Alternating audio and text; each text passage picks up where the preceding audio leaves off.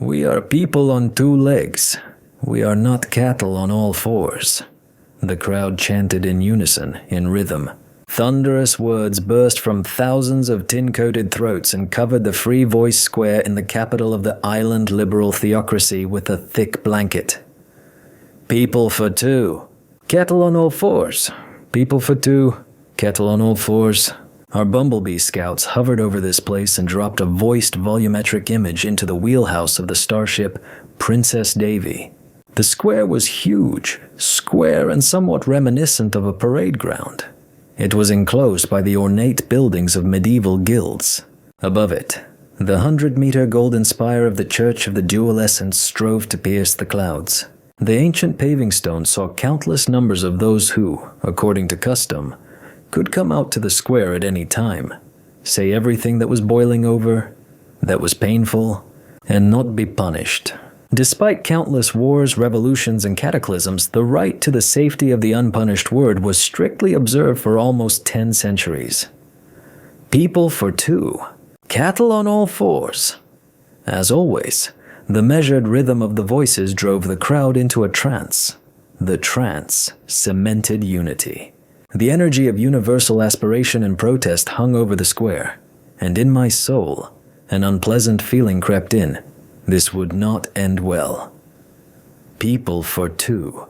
Cattle on all fours. The beat became clearer and clearer. The protesters began to jump to the rhythm of some dance and clap their hands desperately, as if their goal was to flatten them. The demonstrators occupied most of the area around the sacred stone tribune of free speech. Closer to the guild buildings, a dense crowd of onlookers huddled, separated from the champions of free speech by a wide empty space, like a quarantine zone. The onlookers were simply afraid to approach the protesters. Apparently, they had good reasons for this. The bumblebee's sound pickups transmitted the statements of onlookers, which were immediately translated into a language we could understand. Will they erase it? The townsfolk discussed heatedly. No, they won't erase it. They'll be afraid. After all, freedom of speech is an ancient tradition. They'll erase it, I tell you for sure. Big Brother won't forgive this. But tradition. And soon they'll install a TV in our house. Then you won't be able to breathe at all. My friend and comrade Abdulkarim and I, hovering in levitating bubble biometric boxes, our eyes glued to the screens, tensely awaited the outcome. And that it would be quick and harsh, I felt in my gut. Thunderous tensions of the ether were thickening over the square. It is better to die on two legs than to walk on all fours. A disheveled, bearded orator climbed onto the stone platform with a banner in his hand, on which was painted in red and white. Down! All! And to hell! 2 legs. A man. He screamed desperately. 4. A beast. 2 legs. A man. 4. A beast. As far as we could understand, the essence of the discontent was concentrated in one word: rituals. All life on this backwater planet, which had not yet joined the Galactic Brotherhood, was squeezed by them, like convict chains. Moreover, the rituals were completely incredible and absurd.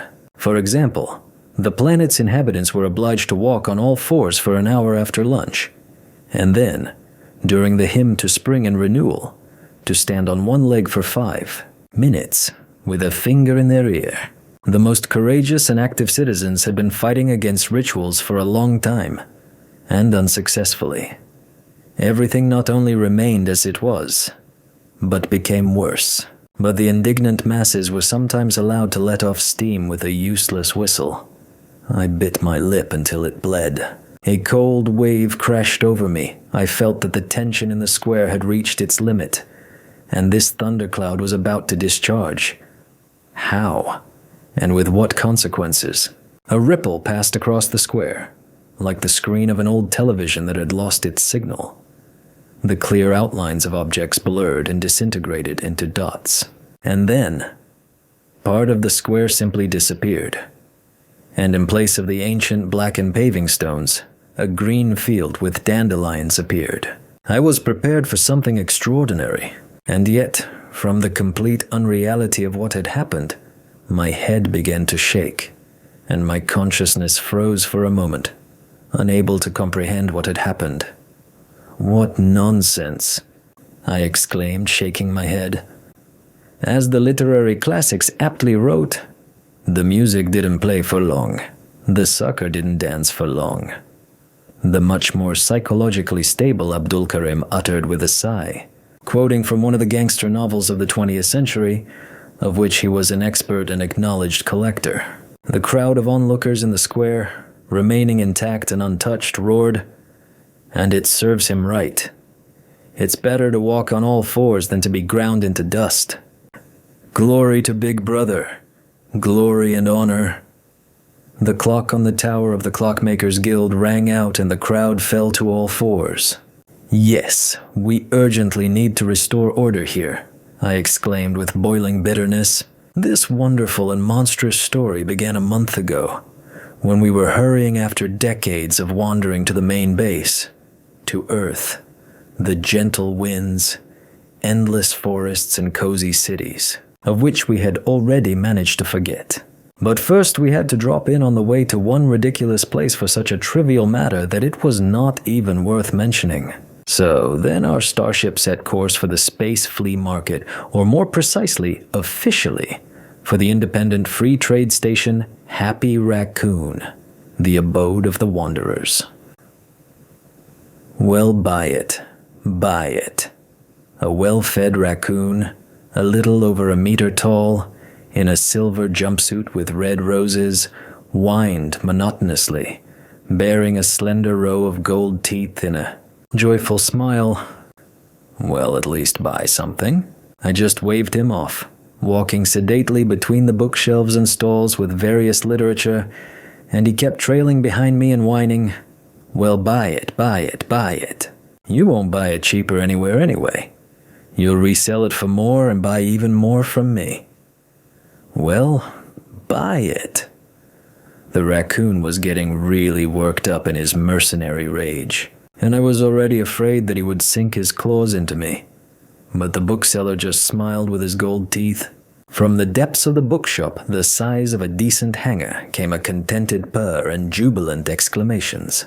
Abdulkarim, a member of the Galactic Association of Bibliophiles, honorary chairman of the section of the pulp crime novel of the 20th and 21st centuries of Earth, could not pass by such a treasure trove. The station Lucky Raccoon was a powerful magnet that attracted absolutely incredible trash, robbed, stolen, simply picked up by wanderers all over the galaxy. Here you could find everything in the world, if, of course, it was junk. Well, well, a jubilant cry was heard. "The parrot's revenge. How long I've been looking for you." And again a contented purr, turning into an inarticulate exclamation and an indescribable set of sounds, from which I made out an enthusiastic radiculitis. Meanwhile, the raccoon kept following me like a raccoon's tail. I seemed to represent a challenge to his ability to sell anything to anyone.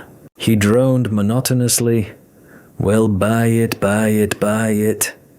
The unique Syrian edition of Dendroid mating hymns, "In the Toad-Eater's Harem, Confession of a Star-Kept Woman," "The Art of Winning," "How to Spin the Wheels in the Prize Game." This is the experience of the best. This is a pass to a happy future. Well, buy it, buy it, buy it. There were endless books here. Folios with gold embossing, pocketbooks in soft covers, some brochures in which apparently they wrapped fish and then drank beer on them.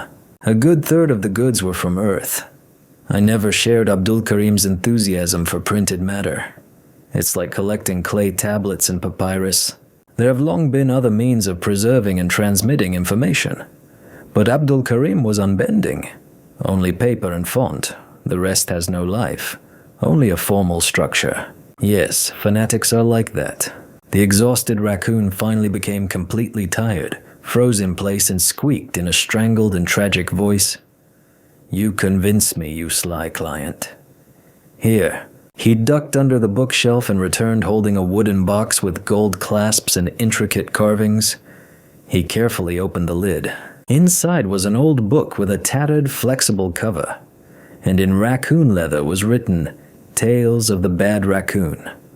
I'm tearing it off with all my heart and soul. A rare rarity. A family heirloom. And for only 20 golden bagels. How much? I was amazed, looking at the book with some interest. It seemed to emanate warmth, and I had a burning and completely irrational desire to take possession of it. It's worth 100, no less. But for a wily buyer. Raccoons only accept multidimensional gold as payment. Unlike regular gold, which is in abundance in the galaxy, multidimensional gold is quite rare and is considered expensive by races that have not achieved the art of concentrating matter from the universal flow, and it is valued precisely for its rarity since it has no other valuable qualities. But wandering raccoons cannot live without it. They are all covered in gold. Golden fangs. Golden earrings and bracelets that jingle when they walk. Multidimensional gold is their measure of success and prestige.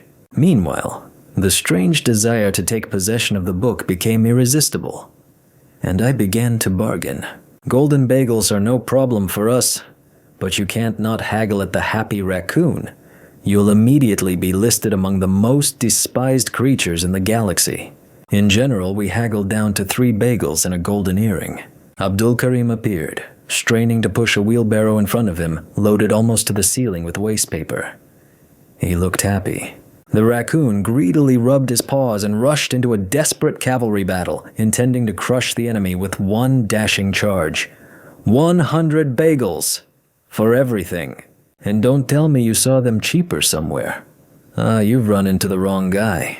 Abdulkarim, the master of the trade line, a descendant of a glorious family of Arab merchants, was not just a good bargainer. He was an incomparable virtuoso of trade. When the bargaining was finally over, the raccoon looked disheveled and intimidated. But in his intonations, one could sense not even respect, but awe before the trading genius of my partner. Delivery for an additional fee, the shop owner announced. 10 bagels. No need to bother. I pulled out a small plastic souvenir in the form of an old suitcase on wheels from a hidden breast pocket. I squeezed it, and it sucked up our entire load like a vacuum cleaner. The raccoon's jaw with its golden teeth almost fell out. Then he babbled, "What is this?" "A spatial case," I explained. "Yes, it is a rare and unique thing. It can hold up to 10 tons of cargo, and it will not gain a single gram of weight since the contents are transferred to a reality shifted by a split second, and the gravity and inertia of that world do not affect ours." Sell it, the raccoon said decisively. "Why?" I was surprised. "Sell it, sell it, sell it," whined the seller. "Well, sell it. What will it cost you?" Leaving the shop, I breathed in the ozone-filled air of the station with pleasure, and Abdulkarim continued to complain. "I haven't seen so much yet. Let's go back." "It's time for us to go," I cooled his ardor. "We're late. Walking around the station of vagabond raccoons is worse than walking through the famous wild jungle of Sirius B's Toccata. What will they do to you in the jungle? Well, they'll try to eat you. That's part of life. Here, however, you are faced with the whole uncontrollable, seething, boiling bustle of gold-hung, loud and thieving vagabonds. One raccoon tries to get into your pocket and squeaks resentfully when he doesn't find it. Another, a female raccoon, rustling her skirts and juggling triangular Tavrot cards in front of your nose, grins. "Let me tell your fortune, hairless one." But these are just trifles. Much worse are the crowds of beggar raccoons trailing behind, from the smallest to the grown-up, pressing with a general greedy impulse. Give. From all sides comes this squeal, and roar, "Give it! Give it to me! Give it back!" Well, what, are you sorry or something? Give me, give me, give me, or I'll bite you! In the 21st century, Earth psychiatry described the Zelensky syndrome, an annoying begging that bypasses all boundaries of decency and established rules. Who Zelensky was, I had no idea. But the syndrome turned out to be quite widespread in the galaxy, and its main carriers were wandering raccoons. With difficulty, we broke through to the departure zone, where our starship transformer was waiting, pleasing the eye with its blue steel tint and swift arrow-shaped outlines. Not far from it, we were met with sullen looks by a crowd of raccoons dressed in overalls, armed with electric saws for metal, tongs, and other tools. Having cast a suspicious glance at the crowd, I contacted the starship. Princess Davy, pleased as a cat that has eaten too much sour cream, reported that these spaceport thieves had been sawing the hyperactivator grid for 3 hours. After all, our artificial, although in my opinion, natural for a long time, intellect has a malicious sense of humor. When the thieves had a minute left to saw, the liquid supermorphic metal simply floated and restored itself, causing a squeak of amazement and despair. One of the raccoons wanted to saw himself to death with his circular saw right there, but they didn't let him. Someone squealed in pain, poking his wet nose into the ceramic tiles of the takeoff pad with all his might. Here we are in our places in the control room. The starting siren began to hum. The dome doors opened above us, and quite unceremoniously, an EM pulse pushed us out into space. The starship began a rapid acceleration to move from the standard continuum to the K-dimension and set the designated course. I didn't fully believe that we would finally move towards Earth. We hadn't managed to do this for decades. Something always happened at the last moment. But the ship was accelerating. Hope was growing stronger. I was meditating, catching the streams of cosmic forces. Abdulkarim was immersed in studying his second-hand book finds, and his triumphant cries of a lucky treasure hunter could be heard. He was delighted with the rare and very rare, worth its weight in gold among connoisseurs, series of crime novels, The Adventures of Radiculitis, published by Blago Slovo, of the All-Russian Society of Moral Disabled People, and he was already dreaming about how he would speak at a meeting of the earthly section of bibliophiles with a report. Well, and here, in general, everything is as usual. We were not allowed to set a course for Earth.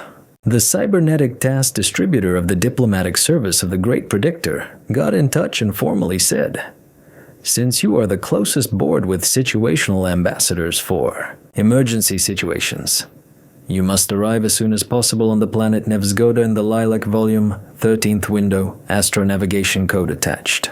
A third-level crisis has arisen there. I asked sourly, "The basis of the mission?" The Galactic Council of Brotherhood and Cooperation received a motivated complaint from the sect of secret world rulers. From distorters? I hiccuped in amazement, and Abdulkarim froze, looking at the screen in amazement and clutching tightly like a life preserver, a tattered volume of the novel Vendetta. Radiculitis. Did I hear right? I still had to ask. The information is delivered in a clear, measured voice, ensuring 100% perception by those who want to hear, the robot stated boringly. The essence of the complaint is that the secret world government of the planet Nevzgoda was brutally expelled and partly disappeared without a trace. It's a common thing with distorters, I chuckled. They always get expelled sooner or later. It was expelled by a member of the sect itself, who had previously been a member of the secret planetary world government. The secret ruler decided to become visible, risking plunging the civilization of the pre-galactic era into collapse.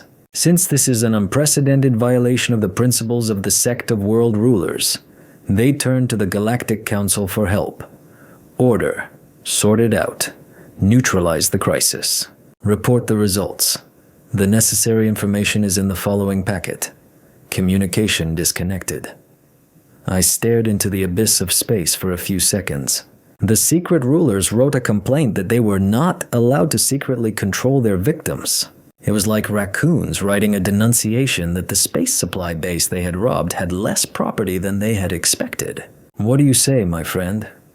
I turned to Abdulkarim. What can you say?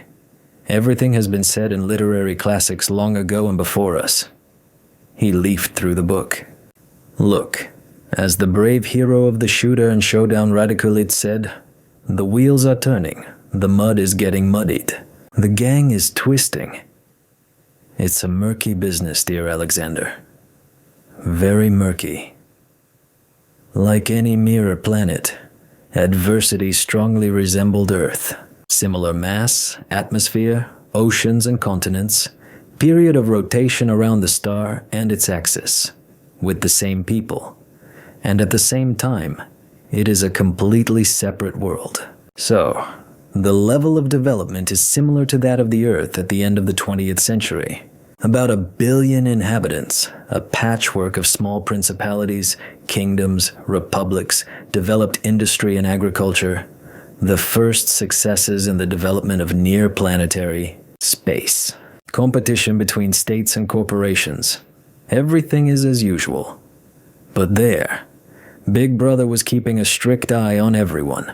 As I understand it, Big Brother is that outcast from the sect of world rulers, and he has been ruling for 10 years already. That is how long his comrades dare to send a complaint to the galaxy, although they can be understood. Previously, they could not even think of such blasphemy in their worst nightmares. But after some 10 years of thinking, they finally decided to do it. Apparently, their breakaway comrade pinched their tail well. Initially, we were a little relaxed by the absurdity and anecdotal nature of the situation, and we couldn't even imagine the true catastrophic nature and horror of the problem. At first, everything seemed elementary. We would fly to Nevzgoda. We would issue an ultimatum to the usurper. If it didn't help, we would resort to the extraordinary measures that the diplomatic crew of the Princess Devi was famous for throughout the galaxy. After all, the planet had been captured by a mere representative of the sect of world rulers distorters. And there was only one of him. The distorters are masters of manipulation, blackmail and intrigue, sucking energy from hundreds of transitional worlds. They attach themselves to civilizations, take them under invisible control, distort the natural course of history and development, and all in the name of chaos, or so they believe. When confronted with galactic forces, they always retreat, since they are not very advanced in high technology. As Abdulkarim aptly quoted his new favorite hero Radikulit, "God does not give a beak to a wild cormorant." So there were no particular problems in throwing out Big Brother. We studied the reports along the way, by the way. They were rather meager, fragmentary, and dubious. The situation on Nevzgoda was described somehow inconsistently, illogically, and we were not going to take all this seriously, knowing from experience how often such reviews and the true state of affairs are on different sides of the fence. And so we remained in good spirits until we dropped the probe and saw the terrible massacre of thousands of people at Free Voice Square. In addition to the moral shock, we were also completely confused by the unknown and incredible power demonstrated to us. Who in the galaxy could so simply and elegantly erase a piece of land along with its inhabitants? Certainly not the technically backward distorters. Annihilation, a nuclear strike. Any fool can do that. But to so neatly, without an ether wave and accompanying victims, cut out a piece of space like a figure from a sheet of paper, and insert another piece there. What is this? Even our artificial intelligence couldn't find any analogs. Where did some self-proclaimed Big Brother get such technology? And anyway, what's going on here and how did it all start? Hanging in shadow orbit under the cover of a camouflage blanket, we quickly licked up the primary information from open local sources. The sequence of events became more or less clear, but it didn't make things any easier for us, since their causes and mechanism had disappeared into the murky murk and weren't going to show up. So, the facts. Big Brother one fine day, without declaring war and without any explanations, in the most rude manner threw out of Nevzgoda his fellow distorters, who called themselves the Coalition Observer Squad. At the same time, half of the Reptilians disappeared without a trace. After this, Big Brother appeared above the sacred hill of Olympus of the largest and freest city-state of Athenox.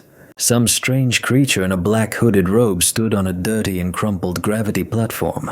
Since such technology had never been seen on the planet, it was a technological miracle in the eyes of the natives. Through a mortar sound amplifier, the mysterious stranger began to broadcast about how happily this world had now changed and what was required of its happy inhabitants in connection with this. Moreover, distinguished by enviable patience, he did this monotonously, consistently, and without keeping track of time. The stranger introduced himself as the former secret ruler of the planet, and he said that he had now emerged from the shadows and was taking the reins into his own hands. The once invisible brother had become the Big Brother, and he had descended from the heavens to protect the foolish natives from the horrors of the merciless galaxy. And so now everything would be according to his understanding and his teaching. And then he sent files over the network with his basic work, the book, The Roar of the Chosen and the Summoned. Everyone was asked to take notes on the text and memorize some points. At the end of the message, a red alarming inscription blinked, "I'll check." At first, people took it all as some kind of funny joke by TV people. Crowds of onlookers gathered to stare at the hovering platform and the outlandish buffoon. Journalists slid nimbly like mongooses, clicked their cameras, squealed into microphones and dictaphones. The authorities demonstratively paid no attention to all this stupid fuss. Afinox generally had a reputation as a haven for all sorts of psychos and dreamers. They preferred not to touch them there, but to let them show themselves in all their glory, which was considered a calling card of the city and attracted tourists. Consistently and unhurriedly revealing his theses, Big Brother demanded a palace, beautiful maidens to serve, 3 barns with gold and pearls, and no less than 5 woolly elephants. Otherwise, everyone will be in trouble, and the sky will fall to the earth. Then the police finally woke up and drove up to the scene in 3 patrol cars. And then no one was laughing anymore. 3 cars and 11 police officers disappeared, just vanished into thin air, without a trace. A little later, the Army motorized battalion also quietly and routinely disappeared. And at the same time, 16 anti-aircraft missiles launched at the platform disappeared into thin air. Having stated his political position, Big Brother began blackmailing. "It will be erased in a populated area per day until my demands are met." They didn't believe him, and in vain. The next day the first settlement disappeared, in the suburbs of Athenox with 10,000 inhabitants. Already in the evening, the leaders of the 5 powers that rule the world gathered for a meeting. It was decided to hit the scoundrel with a nuclear warhead and forget about him. They didn't have time. The imperial palace where the summit was held also disappeared into obscurity. Then there was another village. Then another. Then Big Brother expressed concern that an entire city could be destroyed. At no point did he say that he himself was erasing cities. On the contrary, he declared that it was blasphemous to blame him for this. And then negotiations began on the allocation of the palace. It was found on the largest stepped pyramid on the planet, built as it turned out 2,000 years ago at the instigation and in honor of the distorters who had already settled. On Nevgoda, there, the grateful residents of Nevgoda quickly patched up the historical interior. And at the foot of the pyramid they erected 2 warehouses made of armored metal, where they transported a total of more than 300 tons of gold and a pile of pearls. And for 10 years now, practically every day, Big Brother descends under the steps of the pyramid to the chorus of young maidens and the trumpeting of half-intelligent woolen elephants from the southwest continent. He greets a new blessed day. Only 5 years later, at this ceremony, Big Brother took off his hood, and the subjects saw the true face of the ruler. This did not happen without a trace.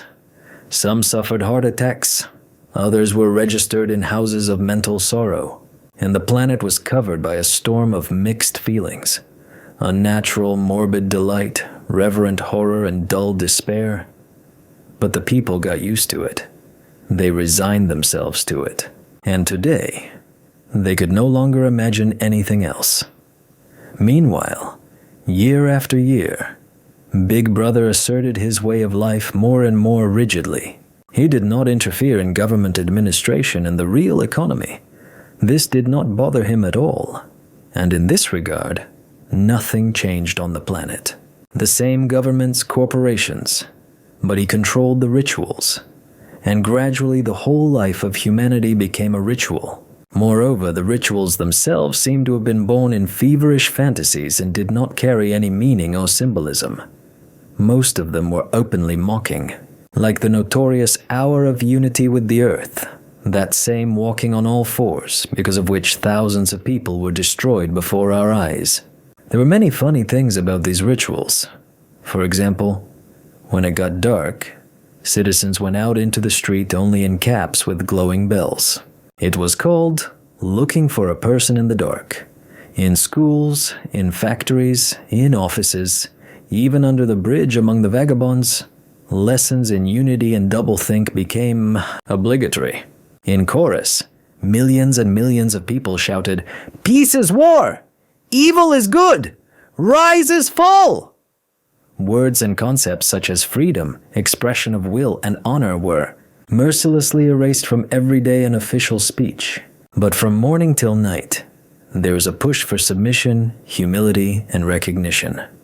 Submission to Big Brother, humility with Big Brother, recognition of Big Brother. Of course, not everyone wanted to live in a madhouse, so the resistance was quite fierce at the very beginning.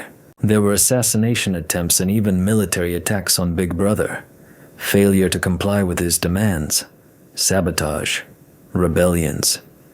It always ended the same way. Big Brother appeared on the screens and with a groan that turned into a grunt, announced that he could not save the disobedient because they rejected him and were devoured by the merciless monster. And they disappeared. More precisely, they were erased, as it became customary to say. Individual people, groups of people were erased. Organizations, entire layers of society, and populated areas. Over the years, there were fewer and fewer performances, and society became more and more homogeneous. Rituals cemented it. I have created a paradise for you. Live in paradise, praise Big Brother, and perform rituals. Our conclusion was unambiguous, and it was voiced by Abdulkarim, who was seriously fired up.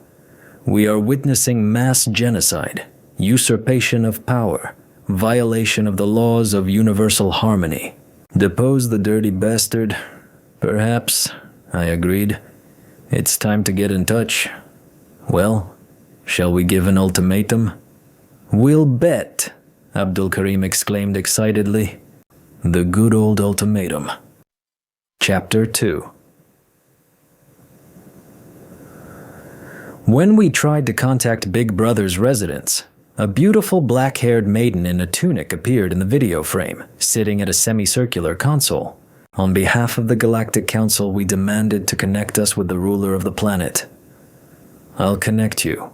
The beautiful maiden nodded immediately. A spacious hall appeared before us, the vaulted ceiling of which was supported by a couple dozen thick granite columns. In the niches, ancient white marble statues of spearmen and discus throwers humbly bored. The largest statue, about 5 meters high, depicted Big Brother, proudly standing on his 2 short and thick legs and leaning on a spear with a toothed tip. Mirrors of various shapes and sizes were placed along all the walls, and in the center, a spacious pool shone blue with clean water, on the edge of which, in a chaise lounge, Big Brother himself was enjoying life, surrounded by beautiful maidens and 2 woolly elephants. Nobody paid any attention to us. Big Brother was busy with his own business. That is, he was calmly and leisurely relaxing and basking, not even turning his head towards our video layout, hanging in the air. He reminds me of someone, Abdulkarim said thoughtfully, drumming his fingers on the armrest of the bubble pilot's seat. And suddenly he jumped up, as if scalded, disappeared from the wheelhouse, and appeared a couple of minutes later with a satisfied expression on his face, handing me an old book with a once bright but now long ago faded cover. Looks like it. He pointed his finger at the cover. So what's there? Gina the crocodile and Cheburashka versus Fantomas. On the cover are 2 animals in a cozy home setting at the dinner table, drinking tea from a samovar. One is small, big-eared, with naive eyes like a dwarf vampire honeysucker from Delissa. But the second one, a crocodile in a tuxedo and an old-fashioned bowler hat on the back of his head, was in fact a copy of Big Brother, as if they were drawing from life. 1-to-1, I agreed. A standard reptilian. Well, what's surprising? The sect of distorters consisted exclusively of reptilians, to whom, several thousand years ago, someone from those spaces either out of malice or lack of thought told them that their purpose was to sow chaos in developing worlds. True, Big Brother looked richer. On the tip of his tail was a golden tip with a rattle. On his neck was a massive golden collar with a saucer-like order studded with precious stones. A watch made of multi-dimensional gold on his paw. His long crocodile nose was covered with gold plating, and at the moment a pretty girl was diligently polishing it with a velvet cloth, while her partner was scratching her master. Between his scaly ears that looked like locators, it's all strange, of course. The power of the distorters has always been in invisibility and unnoticeability. Camouflage was an eternal problem for the reptilians. Holograms, nanite masks, and even body transformation surgeries were used. And this one, just look at his gilded nose. He definitely wanted to be seen from everywhere, and to be loudly admired. Probably such a desire lives in every modest reptilian, but was always mercilessly suppressed. But what had to happen for him to so defiantly and ostentatiously throw off all the shackles and rules? And who advised him? What kind of evil force? The wait dragged on. I was about to remind him of myself. But then the girl with the velvet ribbon finished polishing the tip of the reptilian's nose, and he rumbled dully, "Go away, beautiful maiden. Everyone go away. The elephants can stay." The girls quickly left the room, and Big Brother looked at us skeptically. Oh, the galaxy itself has taken notice of us. Ignoring his ironic tone, we introduced ourselves according to protocol. And I said in a firm, no-nonsense voice, hammering each word home like a nail, "Relic Reptile, calling itself Big Brother. I inform you that you have violated 1239 articles of the galactic laws and 115 points of the internal code of the sect of distorters. You are ordered to leave the planet within a week." Oh, Big Brother clucked like a chicken. He rose from his bed to his full height. He grabbed his nose with his paws and shook his head in despair. Then he dove into the pool and sank to the bottom. He emerged a minute later, noisily released water from his nostrils, and looked at us disapprovingly. How can such a rubbery face have such expressive facial expressions? It showed grief, condemnation, and genuine bewilderment with a bit of resentment. Oh, he groaned. "I'm sad. I'm upset. I'm just in a storm of emotions." "Stop being sarcastic," I said sternly. "The galaxy expects you to fulfill legal demands, and it reserves the right to use force. You are walking the path of delusions, falling into the abyss of false conclusions. Do you think I am a tyrant? I think thousands of your innocent victims think the same. Oh. You are in the grip of false judgments. I am not a tyrant. I am a protector." "Who are you protecting and from whom?" I asked. "Read the great book and everything is said there, both for strong minds and for weak ones like yours." Without waiting for an answer, he plunged back into the pool and went into the depths, raising bubbles to the surface. The image disappeared.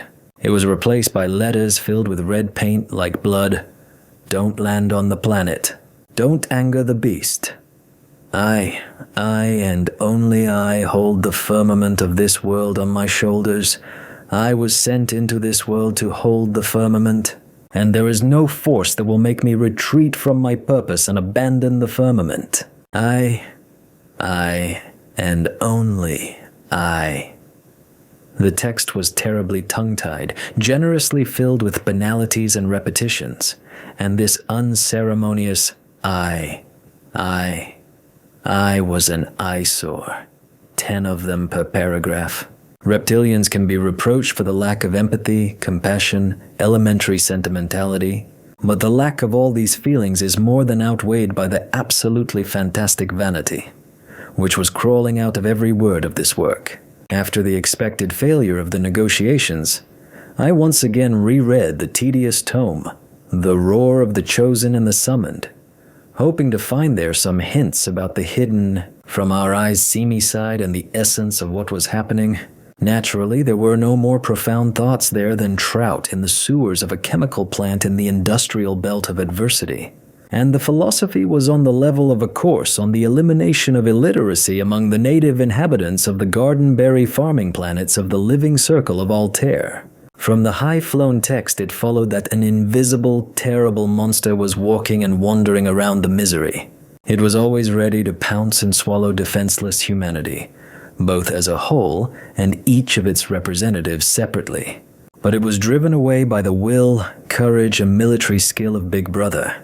It turned out that he held a protective canopy over everyone who worshipped him, and did not allow the monster to see his victim in the fog and drag him to his lair. What kind of monster this is, where its lair is not specified. But on each page the idea is hammered home.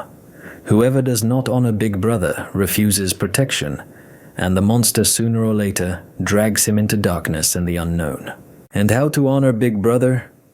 It's all very simple. Perform all prescribed rituals in a disciplined manner. We had been hanging in orbit for 2 weeks already. The time of our ultimatum to Big Brother had expired, and we didn't even remind him of it, so as not to lose face. Of course, the usurper was in no hurry to pack his things and head off into the darkness of space. He simply didn't notice us. So what should we do?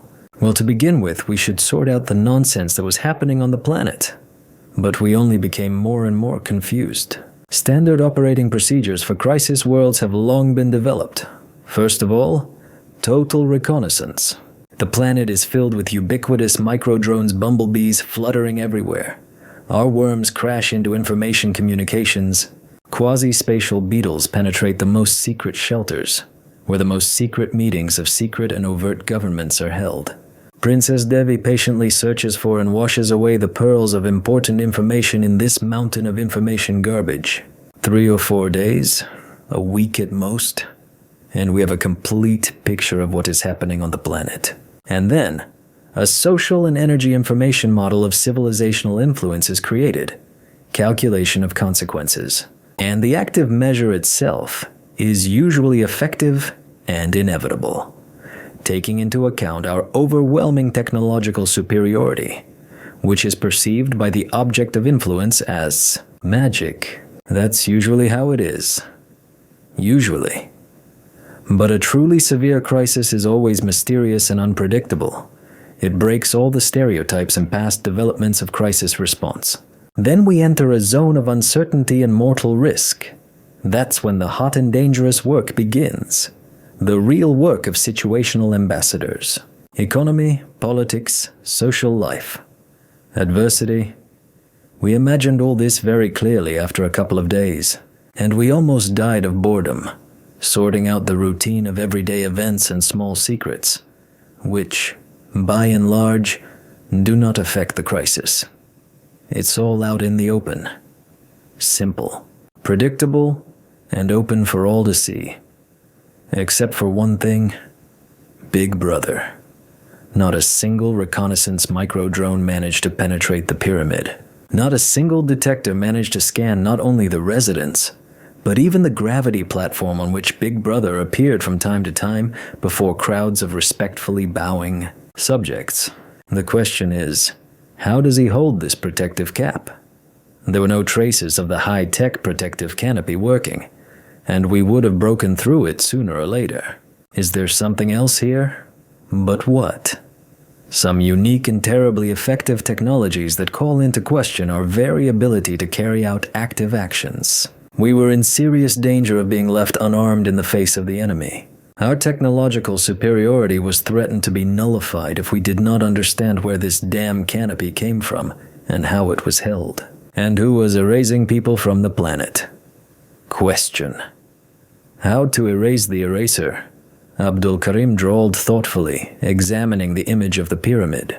I wanted to say something wise and meaningful, but I didn't have time. The world collapsed.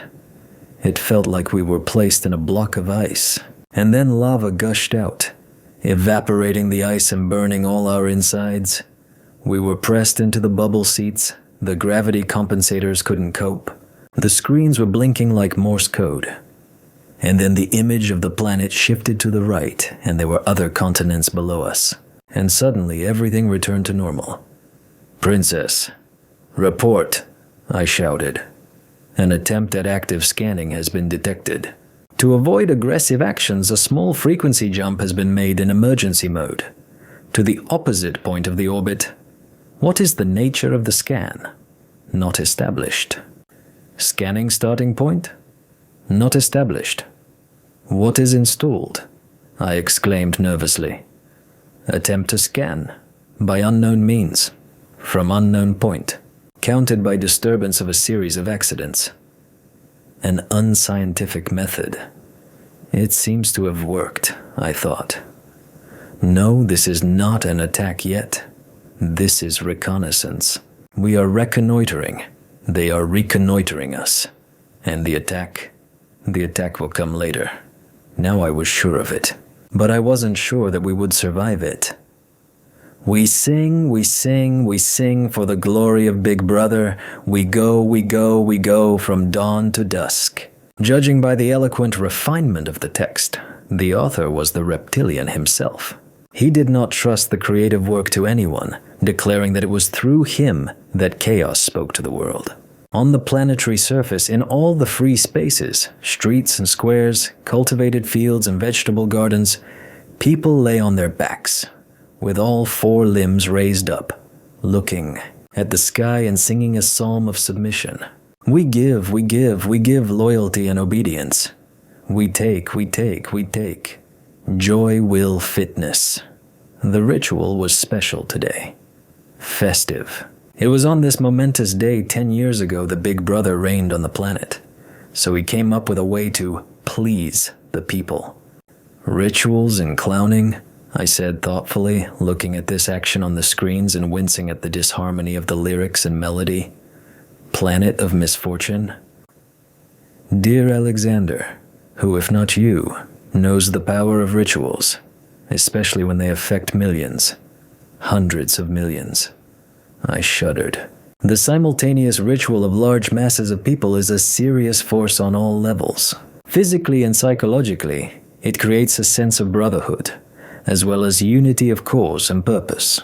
On the energy informational level, it synchronizes the flows of etheric energy and allows it to be collected into a narrow beam, and it can be directed like a laser to cut the fabric of reality and the sequence of events. In fact, the power of rituals was played with on all planets and in all historical periods.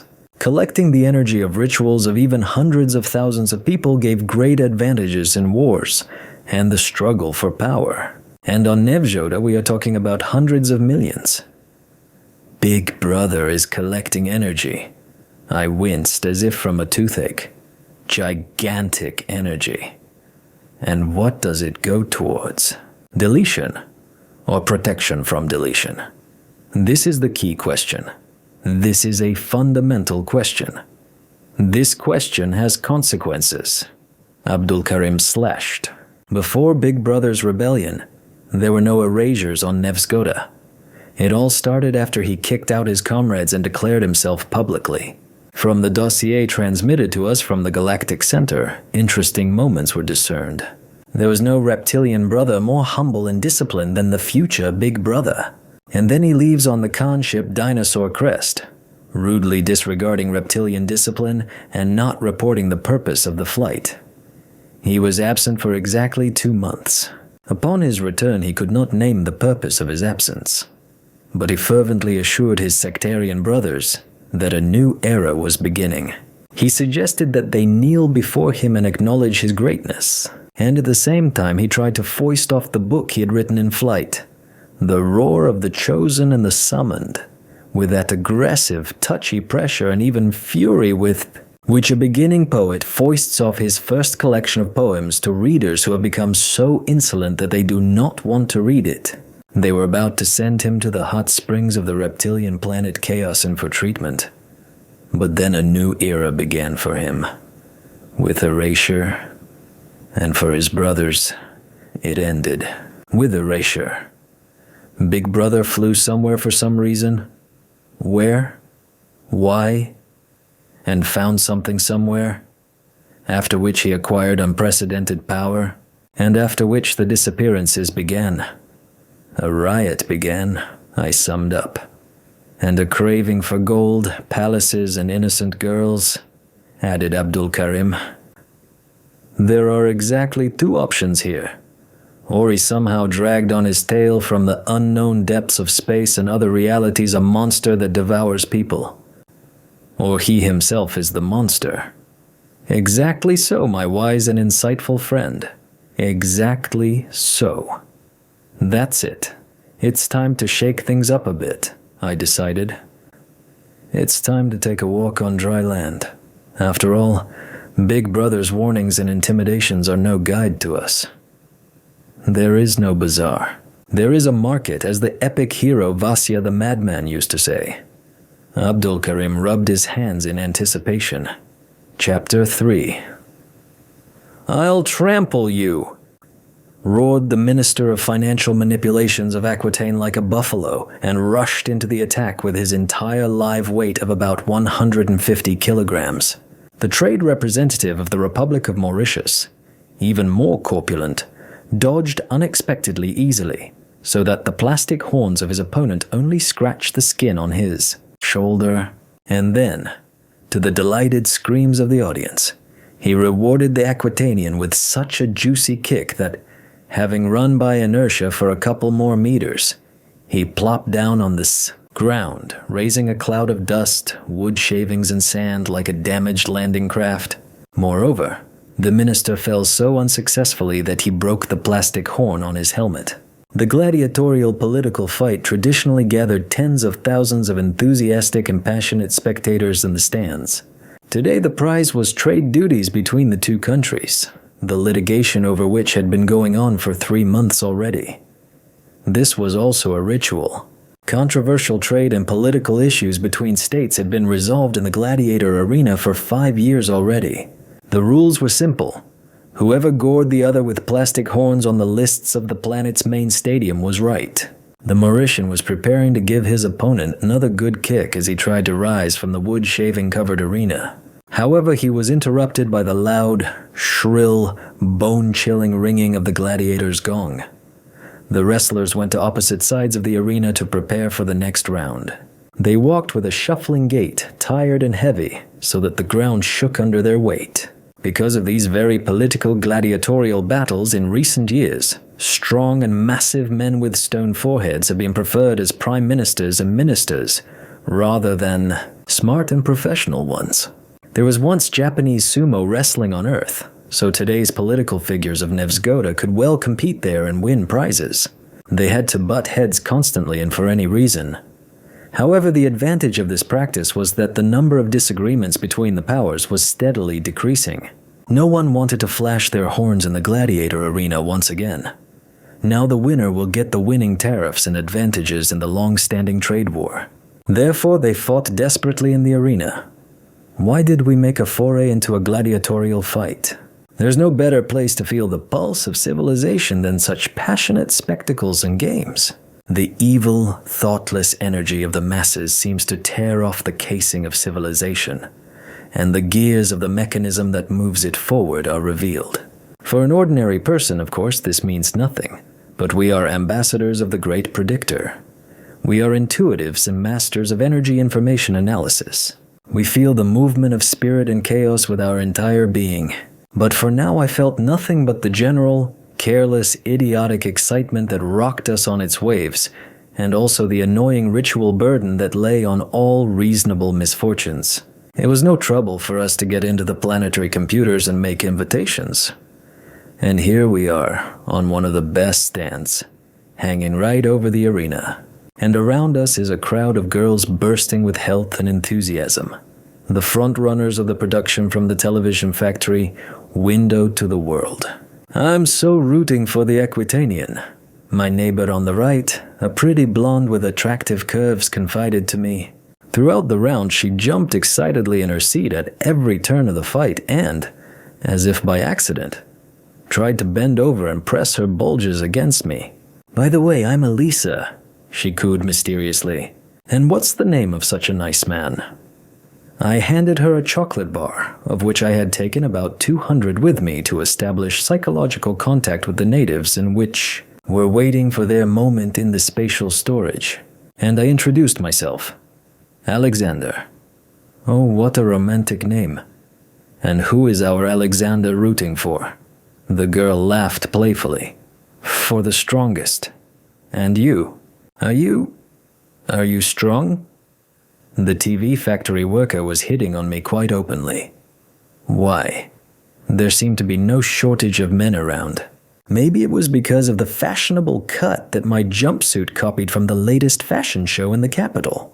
Or she sensed some kind of attractive otherness in me, which of course flattered my untimely awakened pride.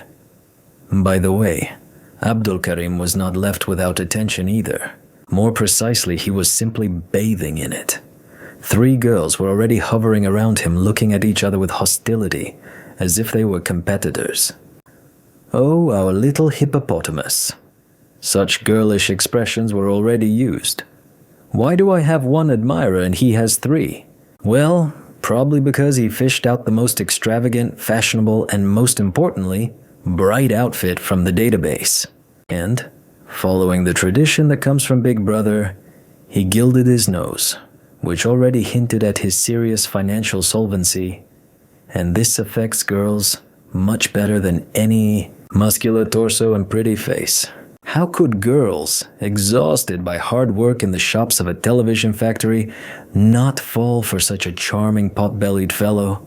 Abdulkarim simply soared in romantic heights, seemingly having forgotten who we were and why we were here. He sparkled and glittered, scattering fireflies of pompous Eastern compliments, so that by the middle of the break there were already about 5 TV ladies circling around him, bravely jumping over chairs, decisively pushing aside their girlfriends, laughing, flatteringly and picturesquely clapping their hands. My new acquaintance did not take part in this. She did not want competition with an unclear outcome. She laid her bright green eyes on me and firmly followed the intended course, like a torpedo fired from a submarine at a cruiser. A roar of delight rang out across the stadium. Elisa raised her head and clapped her hands joyfully. He came. He came. He came. Above, a gravity platform floated slowly and sedately, resembling a huge oval table with its legs up. The legs were gravity stabilizers of a very ancient and neglected appearance. Big Brother sat proudly on a golden throne. To his right stood 2 maidens in golden tunics like sentries. To his left, a woolen elephant towered monumentally with its 5-ton mass. And there were mirrors, about 15 of them, running along the entire platform and looking inward. Mirrors, mirrors, mirrors. An alarming and sweet word. My whole life, and not just mine, the whole life of the galaxy, are reflections of mirrors. A gallery of mirrors, an endless corridor of mirrors. Turnip. The blonde blew an enthusiastic kiss towards the platform. He's cute. He cares about people. Free TV for everyone. So that people can watch life, and so that they can watch them. There's a video camera built in. Only it's a secret. She put her finger to her bud-like lips. So Big Brother will be watching everyone from TV? I asked curiously, as if by the way. Exactly. Can you imagine the delight? A moment of unity that is obligatory for everyone. You are looking at him. He is looking at you. He will sympathize with everyone. He will cover everyone with a canopy of protection. Isn't this Repka a cutie? Why Repka? You won't believe it, cutie. We had Belissa Amundsen working in quality control on the 11th conveyor. And then one day, she had a stroke of luck. She was accepted into the first circle of Big Brother girls, and then into the small circle. Poorly concealed envy was evident in the blonde's voice. Well, she came up with a tender name for him. Turnip. Turnip. Well, you know, such an affectionate name from the reptilian. I understand. I nodded. But it's a pity this name didn't catch on widely. And your friend? I asked. It didn't take root either. It disappeared, as if it never existed. They said to forget about it. But whenever I see Repka, I always remember Belissa. In parallel with the conversation, I was reading information from the drones that were currently circling the gravity platform via mental communication. Everything was the same as before. It was impossible to scan this space. What kind of advanced technologies do we need to have to block our spy drones so easily? And who has risen to such an extreme technological level? A frightened murmur and shouts went through the crowd. In full view of everyone, the platform rocked. Something flashed on the bottom and on one of the stabilizers. And then orange smoke began pouring out from somewhere inside. The platform tilted dangerously so that the woolly elephant trumpeted, trying to hold on, but still sliding uncontrollably to the edge. The girls squealed and grabbed the throne, on which Big Brother still sat motionless. Within seconds, the platform straightened up with effort. Then it turned around and crawled away to the enthusiastic cries of the stadium. What was that? It's simple. The platform is some kind of junk from a dump. For adversity, it's the height of perfection. For any planet in the Galactic League, it's worthless scrap metal. What kind of dump did the reptilian buy it from? By the way, he brought this platform back from that strange absence on the dinosaur crest that started it all. The latest technology of an impenetrable anti-spy canopy and iron junk. How does this fit together? Something is wrong here. The heart-wrenching gong rang. The second round began, and I was looking at the platform moving away. And suddenly such a light breeze ran across my skin. Damn, Big Brother noticed us. How? And the demons of space know. The gladiatorial fight continued. Now the fighters stood opposite each other. The Equitanian's horn was broken, and he himself seemed to be morally broken. His movements were jerky. He was stooping lostly. The Mauritian, on the contrary, freely straightened his shoulders, coquettishly played with his huge belly, and was all in high spirits. He waved his arms, shouted furiously, "The duties will be ours. Ours, ours, ours." The roar of the fans supported him with a harmonious rhythm. In general, at Nevsgoda they had long since become accustomed to such general rhythms and immediately adapted to them. The Mauritian immediately took the bull by the horns. More precisely, he tried to take his opponent by the horns. He ran up and with a victorious cry butted him in the belly. And then something unexpected happened. The Aquitanian somersaulted wildly away from the line of attack, and the Mauritius trade representative, flying a few meters by inertia, crashed his plastic horns into a wooden fence and got stuck there. The finance minister, overcome with emotion, jumped up to the fallen man and stuck his only horn into his rear, causing a wild cry of pain and resentment. The gong sounded 3 times, which meant the end of the fight. "Our duties!" The financier screamed shrilly like a madman, jumping up and down and ramming the dust in the arena with all his weight. "Not 20, but 30%. Hooray!" The blonde jumped up from her seat in a joyful burst, began desperately waving a white handkerchief that she had pulled out of the neckline, and then threw herself on my neck. "Our team won." "Yes, the strongest won." I nodded, slightly embarrassed and not knowing what to do with her.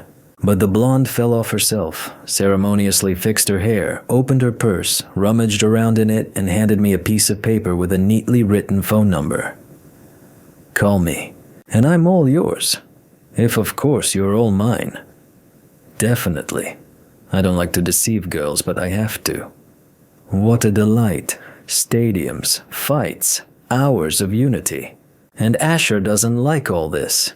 He's been repeating this for years now like a wind-up toy. Down with Big Brother. And our Rapushka. What Asher? I asked inquisitively. Oh, don't be jealous, dear. He just works for us. And he's also in the enemy sect. Well, those who don't accept the saving rituals. Look, they're just about to seize the TV complex and appeal to the people. Asher says that if all the people miss at least a couple of rituals, then the power of Big Brother will melt, and freedom will come. Darling, do you want freedom? Never, I answered firmly, putting on a determined look. And I don't need one. I need a cute bunny by my side, a cute apartment, and a cute fur coat. Right? She blinked her green eyes naively and touchingly. How intelligent you are, I admired. And what about your Asher in the television center? She looked at the lady's watch on her thin hand. Well, just now they promised to seize the broadcasting station. It was as if an electric shock had struck me. Abdulkarim, stop being so nice. I rushed forward, unceremoniously pushed aside the ladies who had surrounded my partner from the right and left, from the top and bottom rows, and took him by the hand. On board! We have a crisis! There was no need to explain anything to Abdulkarim. He just nodded. I pressed the massive red stone on the autonomous jump module's bracelet. The piece of space outlining the contours of our bodies turned black, and for those around us we disappeared. And for ourselves, we teleported to our native starship. I briefly introduced Abdulkarim to the essence of the matter. There will be an attack on the broadcast center now. Then it was a matter of minutes. Identify the coordinates of the target of the attack. Send all possible reconnaissance probes there, and most importantly, a super detector of etheric disturbances. We used this unique artifact of bygone civilizations in extreme cases, but now it was one. Another large-scale bloodshed was approaching. Try to prevent it? But how? Stop Asher and his enemy friends? It was unrealistic. They had already begun their advance. They were ready for anything, even cruel death. Meanwhile, information began to arrive from reconnaissance drones. The security has been neutralized. The broadcasting complex and its energy center have been captured. The enemies are already in the studio. It will no longer be possible to simply turn off the broadcast. And a revolutionary program called Everyone to Fight Big Brother is about to begin. Well, I leaned back in the levitating chair. We've done everything. All we can do is wait. Masked rebels, already funny, as if they were not identified, began to broadcast. Something about freedom and usurpation, about new times, happiness, which certainly marches in step with freedom. But it will only go to those who will not perform the humiliating rituals of the vile, gilded crocodile. They chatted for about 5 minutes. Then it became as usual.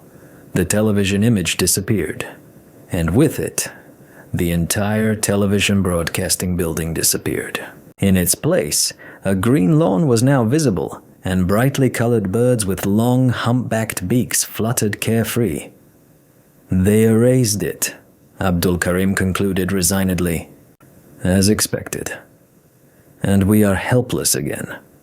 The bottle of my sorrow, Alexander, is overflowing with the suffering of innocent victims, Abdulkarim declaimed mournfully. But there is no need to be sad. We made it in time, and we took the parameters of the cataclysm. Our helplessness is about to become a thing of the past. And then, I said promisingly and ordered, Princess, the results of the scan on the barrel. We need the results like air. This damn erasure is incomprehensible, unnatural. Spatial anomalies do not appear and disappear just like that with a snap of the fingers. They are like a vibrating drill in water. They constantly send out waves, sometimes turning into tsunamis. And that's when incidents like vanished cities occur. But we never found the center of the previous anomalies. Although such disturbances cannot disappear immediately, they fade away from several hours to months. But there were no fading waves. All hope was that we would identify the surge directly on the spot, in real time. And we were lucky to bring the necessary reading equipment to such a place at the right time. It cost the erased television center with hundreds of people. But now everything will become clear with the physics of the process, and with further plans. Minor disturbances in the air environment, typical for the replacement of air volumes. The princess began listing sadly. Minor cracks in the soil. Minor changes in another 150 parameters. Etheric destruction? I tensed up. Not found. The princess cooed affectionately. Could this happen after the disappearance of a 10-story building and a TV tower?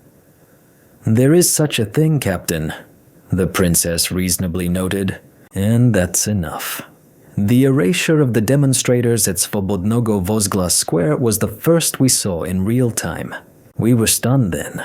The weight of a terrible tragedy lay on our shoulders, and holy rage boiled in our souls with the desire to put an end to evil with one blow.